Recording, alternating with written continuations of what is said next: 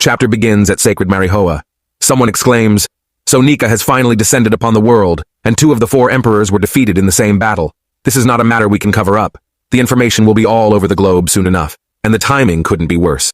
So how do we respond?" The scene shifts to the sea near Wano, and one of the elders speaks on a transponder. "You said Zoo is gone?" An agent replies, "Yes, sir. It just slipped away into the mist. So what was it doing?" The elder responds, "Then they are not opening up the country. Wano will remain an impregnable fortress. It seems they must have changed tactics in response to the situation. Someone over there is very shrewd." Another elder remarks, "Now there is no means of sending a major force to occupy the nation." One of them orders, "But you will at least bring Nico Robin, yes?" The agent replies, "Without fail." Suddenly, a weird voice starts coming from the transponder, and one of the agents says the signal is being jammed.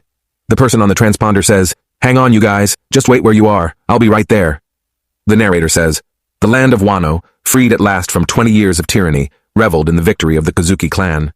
The scene shifts to a castle where Hawkins, who is covered in blood and has had his hand chopped off, says, "Drake, you are a Navy man?" Drake, struggling, replies, "That's what you came here to ask?"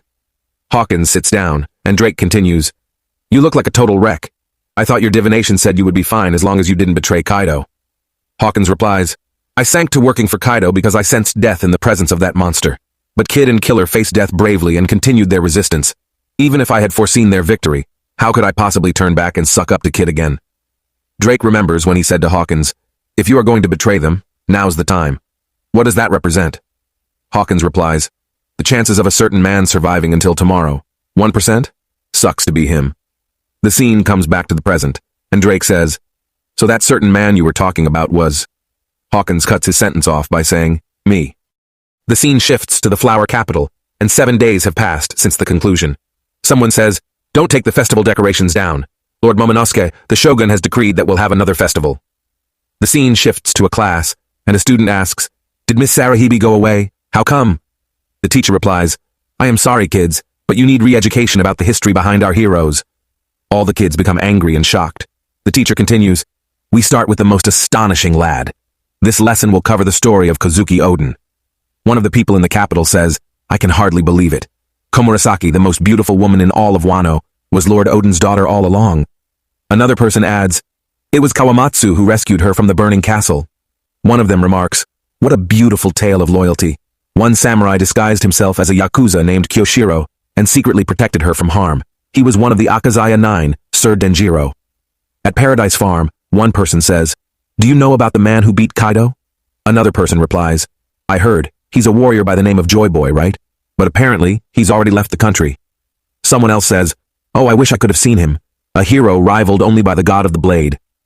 At Eternal Graves in Ringo, Kawamatsu questions, "Build a temple?"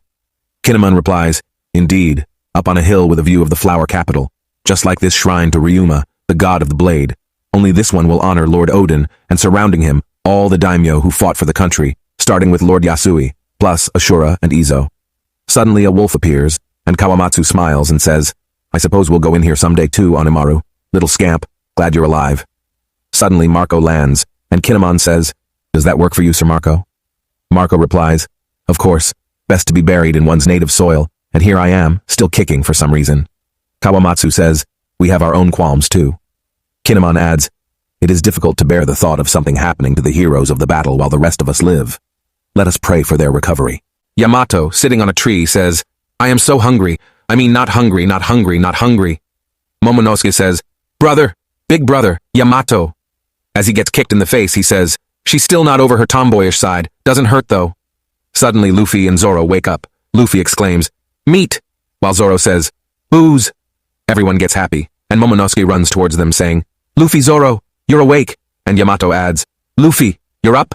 Momo continues, "Luffy, Zoro, don't eat too much. Now that you're up, the entire country is going to hold a feast. Let's do it today." Luffy and Zoro, who were eating, are shocked by this grown-up man. Momo shouts and tells them that he is Momonosuke. Luffy, in shock, says, "What? Oh, so you are an adult."